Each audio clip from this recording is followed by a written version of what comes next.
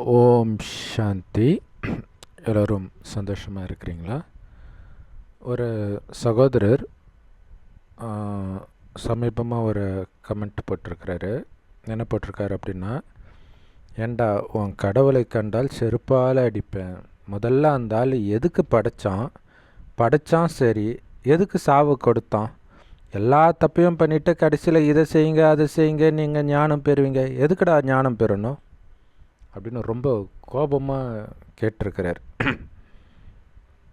So இது எப்படி இருக்குது அப்படின்னா, ஒருத்தர் நீங்கள் கஷ்டப்படும்போது காசு கொடுக்குறார், தானாக உதவி செய்கிறார் கடனாக.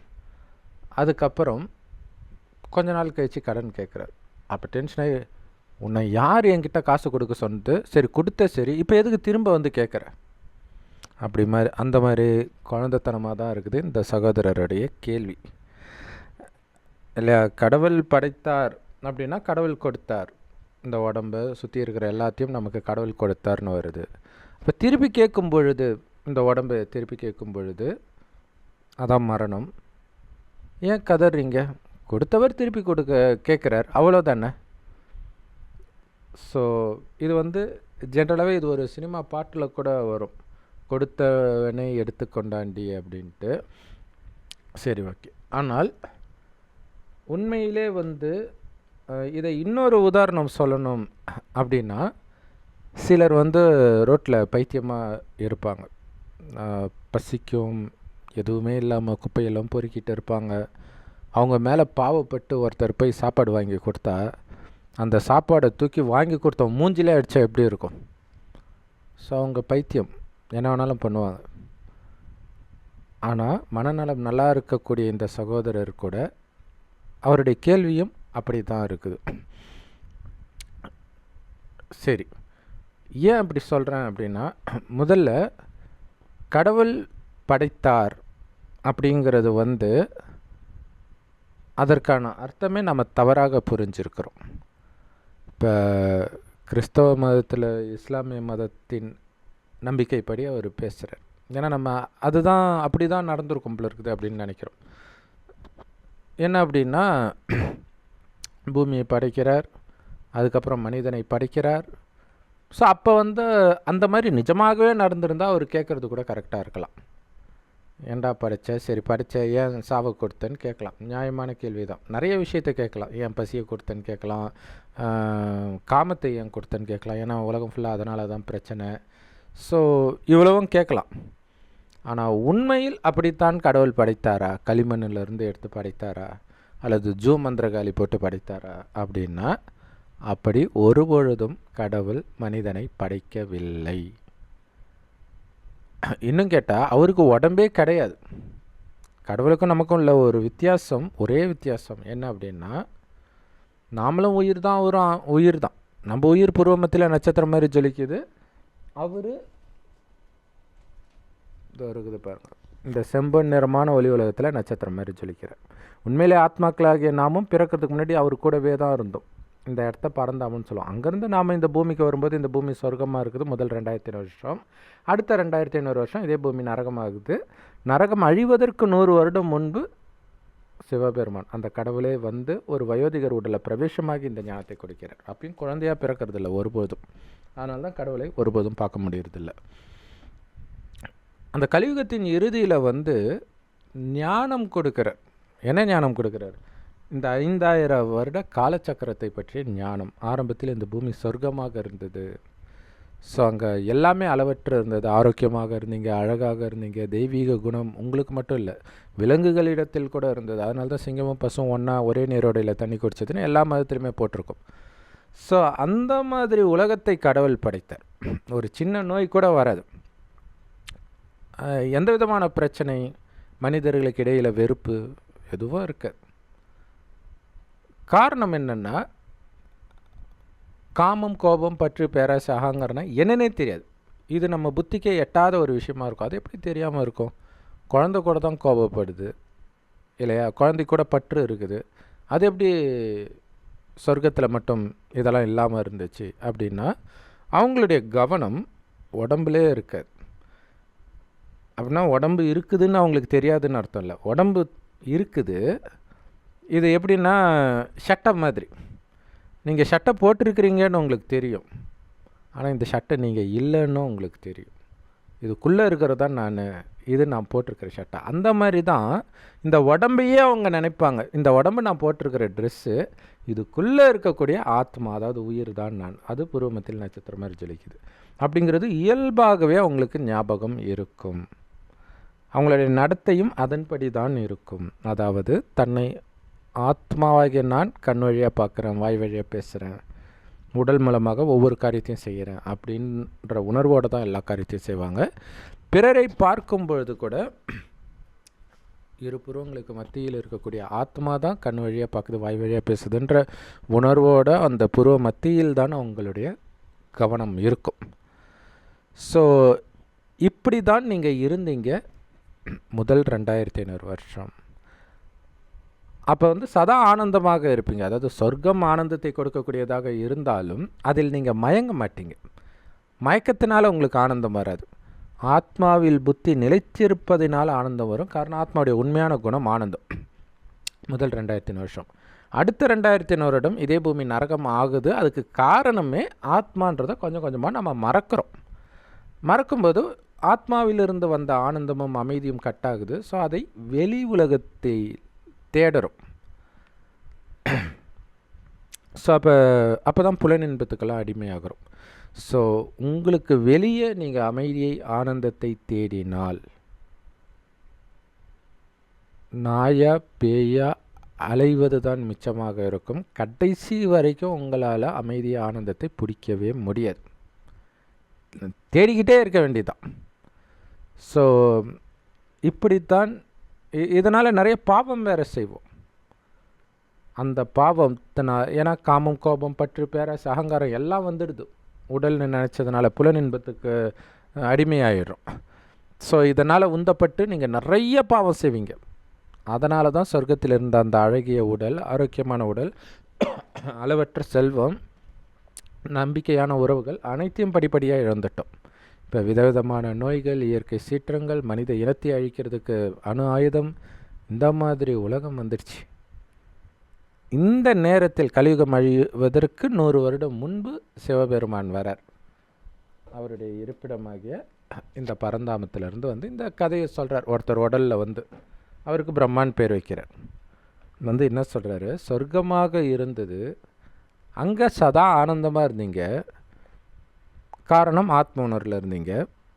ஆத்மான்றதை மறந்து உடல் உணர்வுக்கு வரும்போது தான் காமம், கோபம், பற்று, பேராசை, அகங்காரத்திலே சிக்கினீங்க. சொர்க்கத்தில் குழந்தை கூட கணவனும் மனைவியும் நமக்கு ஒரு வாரிசு வேணும்னு நினைக்கும் போது மனைவி கர்ப்பம் அடைவாளே தவிர காமத்தினால கிடையாது. காமம்னா என்னன்னே அங்கே இருக்கிற யாருக்கும் தெரியாது. அவ்வளோ பரிசுத்தமாக இருந்ததுனால தான் அவங்கள கோயில் கட்டி கும்பிடுறோம். அவங்க கடவுள் கிடையாது, நாம தான் அப்படி இருந்தோம் அப்படிங்கிற ரகசியத்தை சொல்லிவிட்டு கடவுள் நம்மை மீண்டும் அந்த மாதிரி மாத்திராரு. ஏன்னா கலியுகம் முடிந்து மீண்டும் சத்தியுகம் வரப்போகுது. அப்போ நீங்கள் அதற்கு தகுதி அடையணும் அப்படின்னு சொல்கிறார். ஒரு விதத்தில் நம்மளுடைய குணத்தின் அடிப்படையில் தான் இந்த யுகமே பிரிக்கப்படுது. சத்தியுகம், திரேதா யுகமாவது கொஞ்சம் நம்ம குணம் குறையுது, அடுத்த துவாபர யுகமாவது இன்னும் குறையுது, கலியுகமாவது இன்னும் குறையுது, சுத்தமாக குறைஞ்சிடுது. இப்போ சத்தியுகம் எப்படி வரும்? உங்களுடைய குணத்தை உயர்த்துவதன் மூலமாக வரும் அப்படின்னு சொல்கிறார். ஏன்னா அதே நேரத்தில் உலகத்தை அழிக்கிற அளவுக்கு உலகமும் மோசமாகவும் ஆகுது. அப்படியே விட்டால் உலகத்தை அவ்வளோதான், முடிஞ்சு போச்சு, கதமாயிடும். அப்போ அழிய போகிற உலகத்தை, அழிய போகிற மனித இனத்தை காப்பாற்றுவதற்கு தான் கடவுள் வருகிறார். அவரும் நம்மளை மாதிரியே ஒரு ஆத்மா தான், பிறக்கிறதே இல்லை, பிறப்பு சக்கரத்திலே வரல. நம்மை காப்பாற்றணுன்ற ஒரே காரணத்துக்காக ஒரு வயோதிகர் உடலில் வரார். எந்த தேவையும் இல்லாத கடவுள் அவருக்கு சாப்பிட உடம்பு இருந்தால் தானே சாப்பிட்றதுக்கு, சாப்பிட தேவையில்லை, போட்டுக்க ட்ரெஸ்ஸு தேவையில்லை, எதுவுமே தேவையில்லை. இங்கே வர வேண்டிய அவசியமே கிடையாது, சதா நிம்மதியாக இருக்கலாம். ஏன்னா நம்ம எல்லாம் கடவுள்கிட்ட போகணுன்னு ஆசைப்பட்டுட்ருக்குறோம். ஆனால் அவர் கஷ்டம் நிரம்பி இந்த உலகத்துக்குள்ளே வரார். ஒரு இருக்கிறதுலே ரொம்ப வயதான உடல், 60 வயசு ஒரு தாத்தா உடம்புல வரார். இந்த ஞானத்தை கொடுக்கிறார். சொர்க்கத்தில் நீங்கள் ஆத்மான்னு உங்களை புரிஞ்சுக்கிட்டீங்க. இப்போ உடம்புன்னு நினச்சதுனால தான் இந்த பிரச்சனை. மீண்டும் ஆத்மான்ற உணர்வுக்கு வரணும். இப்போ தெரிஞ்சுக்கிட்டால் கூட அந்த உணர்வில் வர்றதுக்கு நேரம் எடுக்கும். ஏன்னா அந்த சக்தி இல்லை, புத்தி மயங்குது வெளி உலக விஷயத்தில். ஸோ அந்த மயக்கத்திலிருந்து விலகக்கூடிய சக்தியை என்னை நினைவு செய்து நிரப்பிக்கொள்ளுங்கள்ன்ற, அதாவது சிவபெருமானை. அவர் செம்பொன் நிறமான ஒளி உலகத்தில் நட்சத்திரம் மாதிரி ஜொலிக்கிறார் இல்லையா? ஸோ செவ்வானத்தில் நட்சத்திரம் மாதிரி சிவபரமாத்மா எவ்வளவு முடியுமோ அவ்வளவு நினைவு பண்ணிக்கிட்டே இருக்கணும். உங்களை ஆத்மானு உணர்ந்து நினைவு பண்ண பண்ண பண்ண பண்ண கொஞ்சம் கொஞ்சமாக உங்களுடைய புத்தி வெளி உலகத்திலேருந்து விலக ஆரம்பிக்கும். இறைவன் நினைவில் இருக்கிறதே கொஞ்சம் கொஞ்சமாக ஆனந்தத்தை கொடுக்க ஆரம்பிக்கும். அப்படியே உங்களுடைய கவனம் ஆத்மாவில் நிலை பெற ஆரம்பிக்கும். ஸோ அந்த ஸ்டேஜ் நெருங்கும்போது தான் உலக அழிவு ஸ்டார்ட் ஆகும். ஏன் அப்படின்னா, நீங்கள் சத்தியுகத்துக்கு தயாராகிறீங்க. இப்போ சத்தியுகத்துலேருந்து திரேதாயுகம் வரும்போது, திரேதாயுகத்துக்கு நீங்கள் தயாராகும்போது அது திரேதாயுகம் ஆகுது. துவாபர யுகத்துக்கு தயாராகும்போது அது துவாபர யுகம் ஆகுது. கலியுகத்துக்கு தயாராகும்போது அது கலியுகம் ஆகுது. கலியுகத்தின் அழிவுக்கு தயாராகும்போது தான் அழிவும் நடக்குது. ஆனால் அதில் கோடியில் சிலர் மட்டும் இந்த ஞானத்தை கேட்குறாங்க. ஏன்னா சொர்க்கத்தில் கம்மியான பேர் தான் இருப்பாங்க. ஸோ அவங்க மட்டும்தான் இப்போ இந்த ஞானத்தை எடுப்பாங்க. ஏன்னா இப்போ 1000 கோடி ஆத்மாக்கள் சொர்க்கத்தின் ஆரம்பத்தில் வெறும் 9 லட்சம் பேர் தான் இருப்பாங்க. உலகம் ஃபுல்லாக சேர்த்த 9 லட்சம் பேர் தான் இந்த ஞானத்தை நல்ல நம்பிக்கையோடு கேட்பாங்க. ஸோ அவங்க தயாராகும் பொழுது அவர்கள் இந்த யுகத்திற்கு வாழ வேண்டிய அவசியம் கிடையாது. அந்த மாதிரி அவங்க குணத்தை மாற்றிட்டாங்க. அந்த குணம் சத்தியுகத்திற்கான குணம். அப்போ அந்த குணத்தினால சத்தியுகம் வருது. அப்படின்னு என்ன அர்த்தம்? இது சக்கரமாக மாறிடுது, அழியாமல் போகுது. ஸோ அதுதான் புராண கதைகளில் பார்த்திங்கன்னா, பிரளய காலத்தில் உலக அழிவிலிருந்து காப்பாற்றுவதற்காக சிவனை நோக்கி பார்வதி தவம் செய்தார்னு இருக்கும். பார்வதி சிவனுடைய மனைவி தானே, சிவன் கூட தானே இருப்பாங்க, அப்புறம் எதுக்கு உட்காந்து தவம் செய்கிறாங்க? பக்கத்தில் இருந்து சொன்னால் போதாதா? அப்போ உண்மையில் சிவனுக்கு அப்பா அம்மா கணவன் மனைவி குழந்தை இதெல்லாம் கிடையாது. ஏன்னா அவருக்கு உடம்பே கிடையாது. உடல் ரீதியாக கணவன் மனைவி இந்த மாதிரி கிடையாது, ஏன்னா அவருக்கு உடம்பு கிடையாது. ஆனால் ஆத்ம ரீதியாக எல்லா உறவுகளும் அவருக்கு இருக்குது. ஏன்னா அவருக்கு எல்லா உறவும் நாம தான், நமக்கும் எல்லா உறவும் அவராக மட்டும் இருக்கணும்ன்ற. அப்படி என்ன உறவு இருக்கும்? மனைவிக்கு தான் எல்லாமே கணவன் இல்லையா? ஒரு விதத்தில் கணவனுக்கு எல்லாமே மனைவி தான். ஸோ அந்த மாதிரி சிவபெருமானே எனக்கு அப்பா அம்மா கணவன் மனைவி குழந்தை பேர குழந்தை நண்பன் உறவினன் எல்லாமும் அவரை மட்டும் நினைவு செய்யுங்கள், ஏன்னா உலகம் அழிய போகுதுன்ற இல்லையா? இப்போ சுடுகாட்டில் போய் உங்கள் வீட்டில் உங்கள் அம்மா இறந்துட்டாங்கன்னு வச்சுக்கோங்களேன், போய் கொல்லி வைப்பீங்க, வச்சுட்டு திரும்பி பார்க்காம வர சொல்லுவாங்க வெட்டியான். திரும்பி பார்க்காம எங்கே போவீங்க? அம்மா மட்டும்தான் இறந்தாங்க, மற்ற உறவுகள்லாம் இருக்குது இல்லையா, அவங்கக்கிட்ட திரும்பி வந்துடுறீங்க. ஆனால் உலகமே அழியுதுன்னா அப்போ என்ன ஆகும் உங்கள் நிலைமை? அதுக்கு தான் கடவுள் சொல்கிறார், என்னை மட்டும் பிடிச்சிக்கோ, ஏன்னா எல்லாமே அழிய போகுது, நீயும் நானும் மட்டும்தான் அழிய மாட்டோன்றார். ஆத்மாவும் பரமாத்மாவும் அழிய மாட்டோம். ஸோ கோடியில் சிலர் தான் இந்த ஞானத்தை கேட்டு நிச்சய புத்தியோட இறைவனின் நினைவிலேயே இருப்பாங்க, இறைவனை மட்டுமே அனைத்து உறவுகளாகவும் நினைப்பாங்க. அவர்கள் மட்டுமே உலக அழிவை கண்டு பயப்பட மாட்டாங்க. ஏன்னா நான் உடல் என்கிற உணர்விலிருந்து முற்றிலும் விலகிடுவாங்க. தன்னை ஒரு ஆத்ம ரூபமாக ஒளி ரூபமாகவே நினைவு செய்வாங்க. அப்போ ஆத்மாவை தான் வெட்ட முடியாது, எரிக்க முடியாது, நினைக்க முடியாது. தனக்கு நடக்கிற மாதிரியே இருக்காது. எங்கேயோ டிவியில் பார்த்தா எப்படி இருக்கும், அப்படி தான் உங்களுக்கு நேரில் உலக அழிவை பார்க்கும்போதே இருக்கும். ஏன்னா அவங்களுடைய கவனம் ஃபுல்லாக ஆத்மாவில் இருக்குமே தவிர வெளி உலக விஷயத்தில் இருக்காது. ஸோ அதே நேரத்தில் இறைவன் சொர்க்கத்தின் காட்சியை காட்டுவார், நம்மை ஆனந்தப்படுத்துவதற்கும். அதோடைய கண்டினியூஷனாக சொர்க்கத்தில் போய் பிறக்கிறோம் இல்லையா, ஸோ அதுக்கு நம்மை ஓரளவுக்கு பழக்கப்படுத்தி அழைச்சிட்டு போவார். இதில் கொடுமை என்னென்னா, சொர்க்கத்தில் எப்படி உட்காருவாங்க, எப்படி சாப்பிடுவாங்க, எப்படி பார்ப்பாங்க, அதாவது ஃபுல்லாக ஆத்ம உணர்வில் அவ்வளோ அன்பு அமைதி ஆனந்தம் தான் இருக்கும். சின்ன சலனம் காமம் சின்ன கோபம் பற்று எதுவுமே இருக்காது. அதனால தான் அங்கே ஆனந்தமாக இருப்பாங்க. ஸோ அப்படியெல்லாம் இருக்கணும்னு கற்றுக் கொடுக்குறார். அந்த ஞானம், கடவுள் கொடுக்குற ஞானத்தை தான் முரளி அப்படின்னு சொல்லுவோம். எல்லா பிரம்மகுமாரிகள் ராஜயோக தியான நிலையத்திலும் முற்றிலும் இலவசமாக கிடைக்குது. யூடியூப் வெப்சைட்ஸில் இருக்குது. அதோடைய லிங்க் இந்த வீடியோ கீழே டிஸ்கிரிப்ஷனில் கொடுக்குறோம். ஸோ தனக்குன்னு சொந்த உடல் எடுக்கலை, அதனால் இங்கே இருக்கிற எதையும் அவர் அனுபவிக்கலை. ஞானத்தை சொல்வதற்காக அந்த உடலை பயன்படுத்துகிறாரே தவிர, வா அப்படியே போய் கலியுகத்தை சுற்றி பார்த்துட்டு வரலாம் அல்லது விதவிதமாக சாப்பிட்லாம் அப்படிலாம் அவர் நினைக்கல. அவர் சொர்க்கத்துக்கே வராதவர். அவர் கலியுகத்தில் வந்து என்ன பண்ண போகிறார்? ஆமாம், இப்போ நம்மை தயார்படுத்திட்டு நம்மை கூடவே அழைச்சிட்டு போயிடுவார். எங்கே? பரந்தாமத்துக்கு.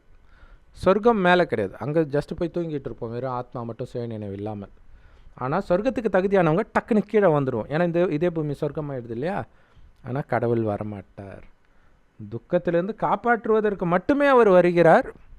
காப்பாற்றுறது மட்டும் இல்லை, சுகம் நிரம்பிய உலகத்தில், அளவற்ற சுகமும் செல்வமும் நிரம்பிய உலகத்தில் செல்வதற்கு, அந்த உலகத்தை ஆள்வதற்கு தகுதிப்படுத்திட்டு அவர் சொர்க்கத்துக்கு வரமாட்டார்.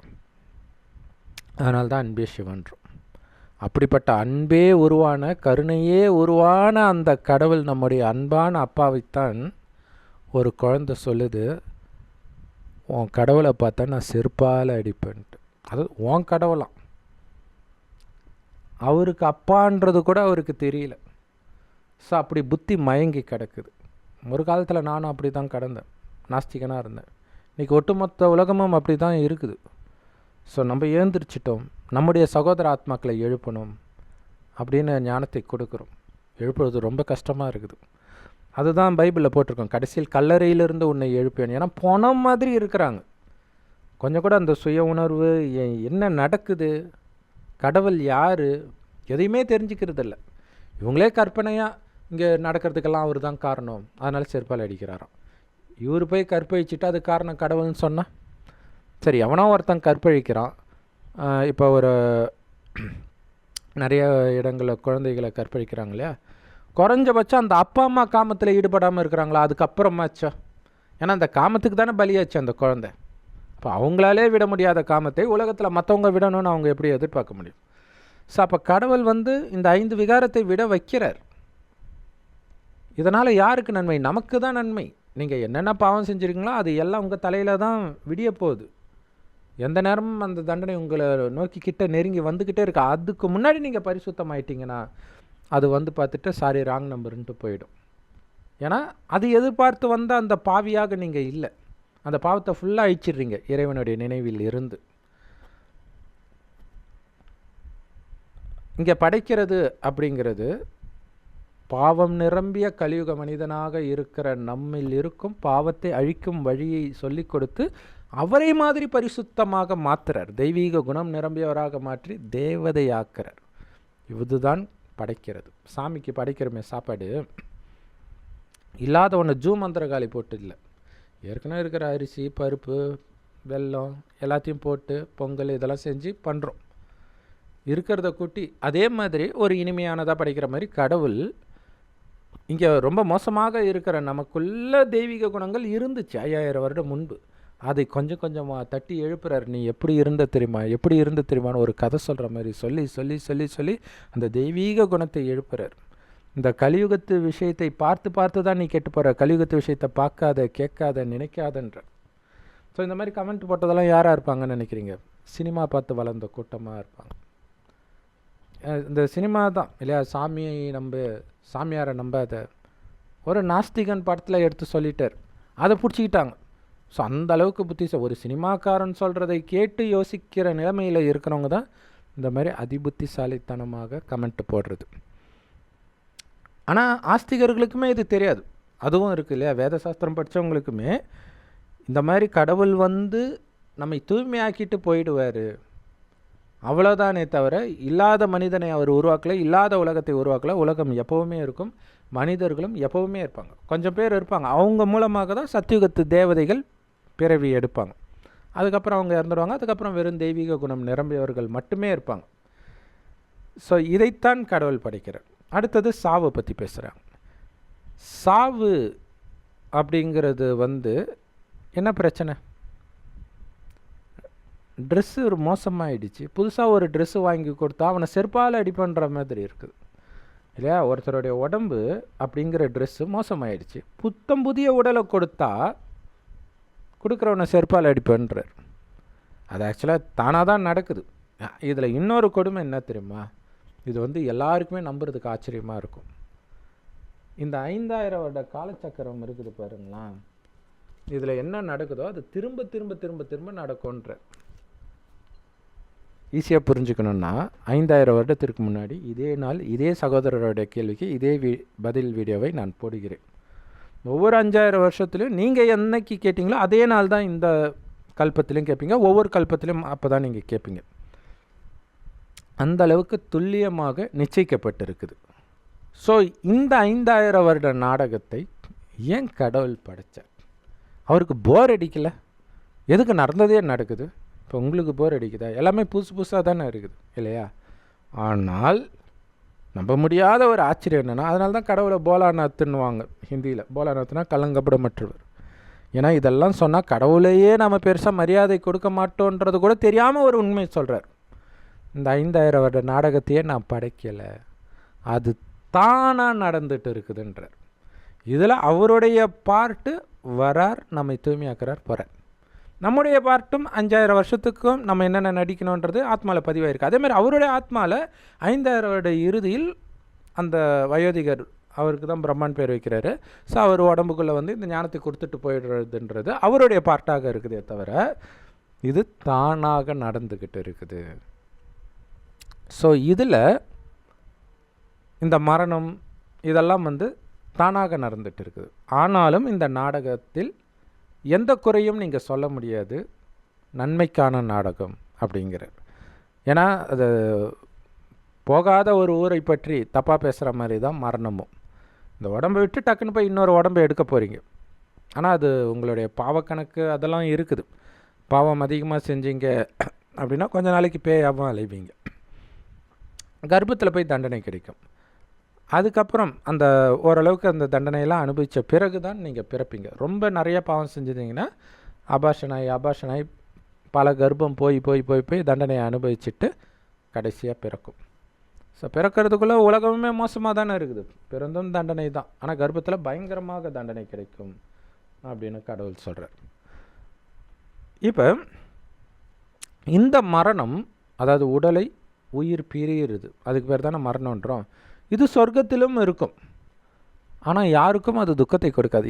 ஏன்னா அவங்க உடல்ன்ற உணர்வில் இருக்க மாட்டாங்க, ஆத்மானான்ற உணர்வில் இருக்கனால புதுசாக இன்னொரு உடம்பு கிடைக்க போதுன்னு ஜாலியாக இருப்பாங்க. அதனால தான் இந்து மதத்தில் வந்து மரணத்தை வந்து டான்ஸ் ஆடி பாட்டு பாடி மேலந்தாளத்தோட பிணத்தை எடுத்துகிட்டு போகிறாங்க இல்லையா? அது எதுக்குன்னா அந்த ஆத்மா வேறு உடம்பை எடுத்துருச்சு, பழைய உடம்பில் கஷ்டப்படாமல் புது உடம்பை எடுத்துருச்சு அப்படின்னு. சொர்க்கத்தில் யாரும் கஷ்டப்பட மாட்டாங்க, பட் இருந்தாலும் புது உடம்பு கிடச்சி அதே சொர்க்கத்தை அனுபவிக்கிறாங்கன்றது சந்தோஷமான செய்தி தானே. அந்த சொர்க்கத்தின் பழக்கம் தான் இப்போ வரைக்கும் இந்து மதத்தில் இருக்குது. ஸோ நம்ம ஏதாவது ஒரு கரண்ட் அஃபேரை வச்சு வீடியோ போடுறதில் பார்த்துட்டு அவர் கமெண்ட் போடுறார். ஸோ என்ன ஒன்று அந்த ஆன்மீகம் அது சம்மந்தப்பட்ட விஷயத்தை எந்த மதமாக இருந்தாலும் படித்து தெரிஞ்சிக்க முயற்சி பண்ணும் பொழுது ஏதோ ஒன்று இருக்குது நமக்கு புரியல, அந்த அளவுக்காச்சும் புரியும். அப்போ அது இல்லையா நம்ம வீடியோவில் கூட என்ன சொல்ல வரும் அப்படின்னு புரிஞ்சுக்கலாம். அந்த கடவுள்ன்ற ஒரு வார்த்தையை தவிர நம்ம சொன்ன எதுவுமே ஒரு மைண்டில் ஏறலப்பில் இருக்குது. அப்போ எவ்வளோ கஷ்டம் இவங்களெல்லாம் எழுப்புறது அப்படின்னு பாருங்கள். அந்த வீடியோ ஃபுல்லாக பார்த்தாரா இல்லை கமெண்ட்டை தலைப்பை பார்த்துட்டே கமெண்ட்டை போட்டு போயிட்டாரா தெரியாது, அதுவும் நிறைய பேர் இருக்கிறாங்க. ஸோ துக்கம் எங்கே வருது? பற்று வைக்கிறதுனால வருது. இது என் உடம்பு, இந்த உடம்பை கொடுத்தது என்னுடைய உறவு, இதெல்லாம் என்னுடைய சொத்து அல்லது என் தாத்தா சொத்து, பரம்பரை சொத்து, அந்த பற்றுனால தான் வெட்டு குத்துன்னு வருது. அந்த பற்றை தான் அறுத்தெறிய சொல்கிறார். ஏன்னா எல்லாமே அழிய போகுது. இப்போ உங்ககிட்டேருந்து ஒருத்தன் ஏமாற்றிட்டான், உன்னுடைய சொத்தை ஏமாற்றிட்டான்னா உண்மையிலே ரொம்ப நல்லது. ஏன்னா அதை நீங்கள் தாங்கிக்கணும், அது ஒன்று இருக்குது. தாங்கிக்கிட்டு அதை இறைவன் நினைவிலிருந்து தாங்கிக்கலாம். கடைசியில் அவன் கண்ணு முன்னாடி அது எல்லாம் மண்ணோட மண்ணாக போகும்போது அது அவன் சொத்தே இல்லை, உங்ககிட்ட இருந்து தான் திருடி இருப்பான், ஆனாலும் அவன்துன்ற உணர்வு வந்துடும். அதனால தானே அபகரிக்கிறான். அப்போ அது வந்து அரசாங்கம் அபகரித்தாலோ அல்லது இயற்கை சீற்றத்தினால போனாலோ அல்லது அவன் நோய் வந்து கண்ணு முன்னாடி படுத்த படுக்கையாக இருக்கிறான், எதையுமே அனுபவிக்க முடியல, ஸோ எப்படி பார்த்தாலும் அவனுக்கு அது பயங்கரமான தண்டனையாகத்தான் இருக்கும். அதனால் கடவுள் சொல்கிறார், உலகம் அழிய போகுது, உடலையே விட்டுட்டு நீ வந்து தான் ஆகணும். உனக்கு நான் கேரண்டி, இந்த உடம்பில் இருக்கிற வரைக்கும் உனக்கு நீ பட்டினினால சாக மாட்டேன், உன்னை கண்ணுக்குள்ளே வச்சு பார்த்துக்க வேண்டியது என்னுடைய பொறுப்பு. ஆனால் உலகம் ஃபுல்லாக கஷ்டப்பட தான் செய்யும், அளவுக்கு அதிகமாகலும் எதுவும் இருக்காது, ஆனால் உனக்கு தேவையான அளவுக்கு நான் பார்த்துக்கிறேன் அப்படின்னு கடவுள் கேரண்டி கொடுக்குறார். நீங்கள் பண்ண வேண்டியதெல்லாம் உங்களை ஆத்மானு வந்து சிவபரமாத்மா நினைவு பண்ணிக்கிட்டே இருக்கணும். இந்த ஞானத்தை மற்றவர்களுக்கு கொடுத்து அவங்களும் சிவபெருமானை நினைவு செய்தால் பாவத்திலிருந்து தப்பித்து கடவுள்கிட்டையும் போக முடியும், அடுத்தது சொர்க்கத்துக்கும் வர முடியும் அப்படிங்கிற செய்தியை நாடி பார்த்து அந்த ஆத்மா ஆர்வமாக இருந்தால் நல்லா விஸ்தாரமாக சொல்லலாம். ஸோ இந்த மாதிரி சகோதரராக இருந்தால் கடவுளை செருப்பால் அடிப்பான் அப்படி இப்படின்னு, அதாவது நம்ம பேசுகிறதே கேட்குற ஸ்டேஜில் இல்லாதவங்க, சரிங்க எனக்காவது ஒரு கஷ்டம்னு வந்துச்சுன்னா, எதுவுமே வேலை செய்யலைன்னா, அப்போ உங்களை ஆத்மான்னு ஒன்று சிவபரமாத்மா நட்சத்திரம் மாதிரி நினைவு பண்ணுங்க அப்படின்னு சொல்லிட்டு வந்துட்டோம்னா, அந்த நேரம் அவர் சரியாக கேட்காம இருந்தால் கூட ஒன்ஸ் இந்த ஞானம் அவங்களுக்குள்ளே போச்சுன்னா மறக்காது, கடைசி நேரத்தில் ஞாபகம் வரும்ன்றார். ஸோ அது கடவுள் பார்த்துக்குவார். ஸோ மொத்தத்தில் எல்லோருக்கும் இந்த ஞானத்தை கொடுக்க வேண்டியது நம்மளுடைய கடமை. ஏன்னா சம்மந்தமே இல்லாமல் மேலேருந்து வந்து நம்மை காப்பாற்றுறார், நம்மளை குழந்தையாக தத்தெடுக்கிறார் இல்லையா? சுதந்திரமாக இருந்தவர் நம்மை குழந்தையாக தத்தெடுத்து நம்மளை கரை சேர்க்கணும் அப்படிங்கிறதுக்காக அவ்வளோ, அதாவது கடைசின்னு ஒரு வருடம் வரார், ஒரு வினாடி கூட ரெஸ்ட் எடுக்கிறது கிடையாது, தூக்கம் கிடையாது, சாப்பாடு கிடையாது, எதுவும் கிடையாது, அவருக்கு தேவையும் கிடையாது, அது வேறு விஷயம். அப்படி இருக்கும்பொழுது நம்ம கூடவே இந்த 5000 வருடம் வாழ்ந்த சகோதர சகோதரிகள் தான் சுற்றி இருக்கிறாங்க. அப்போ அத்தனை பேரும், அவங்க அமெரிக்காவில் இருக்கலாம், ஆப்பிரிக்காவில் இருக்கலாம், பிச்சை எடுக்கலாம், விபச்சார விடுதியில் இருக்கலாம், அத்தனை பேரும் நம்ம கூட ஒரு காலத்தில் ராஜாவாக ராணியாக நல்லா வாழ்ந்தவங்க. நம்ம அம்மாவாக இருக்கலாம், அப்பாவாக இருக்கலாம், குழந்தையாக இருக்கலாம், சகோதரனாக இருக்கலாம், நமக்கு தெரியாது. அந்த சகோதரர்களுக்கு இப்போ இந்த ஞானத்தை கொடுக்க வேண்டியது நம்முடைய கடமை இல்லையா? அவங்க குழந்தை வந்து எட்டி உதைக்கும், அது குழந்தை அப்படின்னு நம்ம நினச்சிக்க வேண்டியது தான். இந்த ஞானத்தை எல்லா சகோதர சகோதரிகளுக்கும் கொடுக்கணும். ஸோ இந்த கமெண்ட் போட்ட சகோதரர் இதை பார்த்து நம்ம திட்டினதுக்கு ஒருத்தன் வீடியோ போட்டிருக்கிறானே, சரி இப்போவாச்சும் என்னன்னு காது கொடுத்து கேட்கணும் அப்படின்னு கேட்டால் அதுவே ஒரு மிகப்பெரிய வெற்றி. சரி அவர் கேட்காட்டினா கூட மற்ற சகோதரர்கள் இதை கேட்டு மாறுறதுக்கு வாய்ப்பு இருக்குல்ல, ஒருத்தராவது மாற வாய்ப்பு இருக்குல்ல. இப்போ இல்லைன்னா கூட ஒரு பல வருஷம் கழிச்சு என்னைக்காவது ஒரு நாள் ஒருத்தர் பார்த்து மாறுவாங்கல்ல, அதுதான் இந்த வீடியோவோட வெற்றியாக இருக்கும். ஸோ அப்படி இந்த வீடியோனால் மட்டுமே மாறினீங்கன்னா கமெண்ட் போடுங்க, ஓம் சாந்தி. ஏன்னா இந்த வீடியோ வந்து அவங்கள மாற்றுதா அப்படிங்கிறத தெரிஞ்சுக்கணும் இல்லையா? ஓம் சாந்தி. தேங்க்ஸ் ஃபார் வாட்சிங். இறைவன் கொடுக்குற இந்த ஞானம் ஏற்கனவே சொன்ன மாதிரி எல்லா பிரம்மகுமாரிகள் ராஜயோக தியான நிலையத்திலும் முற்றிலும் இலவசமாக கிடைக்குது. யூடியூப் வெப்சைட்ஸில் இருக்குது, அதோடைய லிங்க் இந்த வீடியோக்கு டிஸ்கிரிப்ஷனில் கொடுக்குறோம். அவசியம் பார்த்து பயன்பெறுங்கள். ஓம் சாந்தி.